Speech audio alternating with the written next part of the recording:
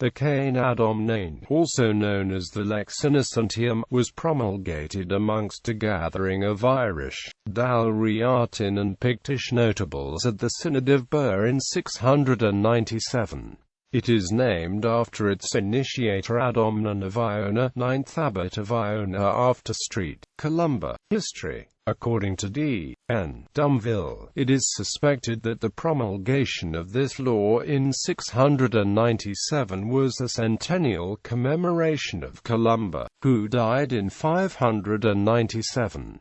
As a successor of Columba of Iona, Adomnán had sufficient prestige to assemble a conference of 91 chieftains and clerics from Ireland, Dál Riatan and Pictish at Birr to promulgate the new law, as well as being the site of a significant monastery associated with St. Brendan of Birr. Birr was close to the boundary between the Uí-dominated northern half of Ireland and the southern half, where the kings of Munster ruled. It therefore represented a form of neutral ground where the rival kings and clerics of both sides of Ireland could meet. Various factors, including Marian devotion in 7th and 8th century Ireland, are supposed to have contributed to inspire Adomnán to introduce these laws, but it may also be that, as Columba's biographer, he was prompted by the saint's example.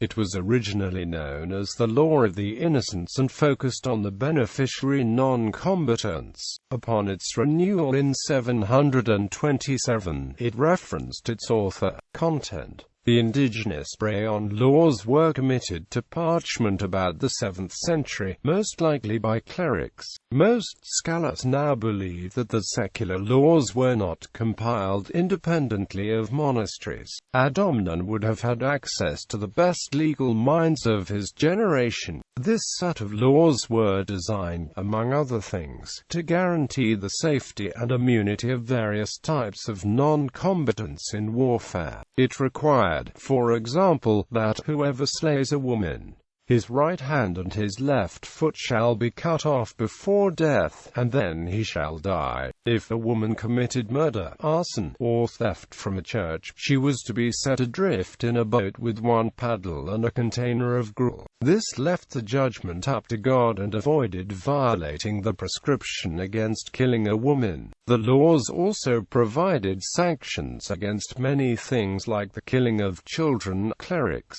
clerical students and peasants on clerical lands, rape, impugning the chastity of a noblewoman and women from having to take part in warfare. Much repeated traditional Irish laws. The law described both the secular fines which criminals must pay and the ritual curses to which lawbreakers were subject. Bystanders who did nothing to prevent the crime were as liable as the perpetrator. Stewards of the law collected the fine and paid it to the victim and next of kin. Legacy. Adomnán's initiative appears to be one of the first systematic attempts to lessen the savagery of warfare among Christians, a remarkable achievement for a churchman on the remote outer edge of Europe. In it, he gave local expression, in the context of the Gaelic legal tradition, to a wider Christian movement to restrain violence. It was an early example of international law in that it was to be enforced in Eriu and Albu. Although Britain refers to only what is now northern Scotland, for it was the kings of that region who were guarantors of the law. As with later clerical efforts, such as the Peace and Truce of God movement in millennial France, the law may have been of limited effectiveness. Fergus Kelly notes that no cases relating to the Cáin Adomnáin have been preserved. Thus, it is unknown whether the harsh penalties which it mandates, which may have contradicted the general character of Irish law, were rigidly enforced. There are annalistic examples of the justice of the Cáin Adomnáin being applied, such as here by Sinel O'Hine High King Niall Glundub,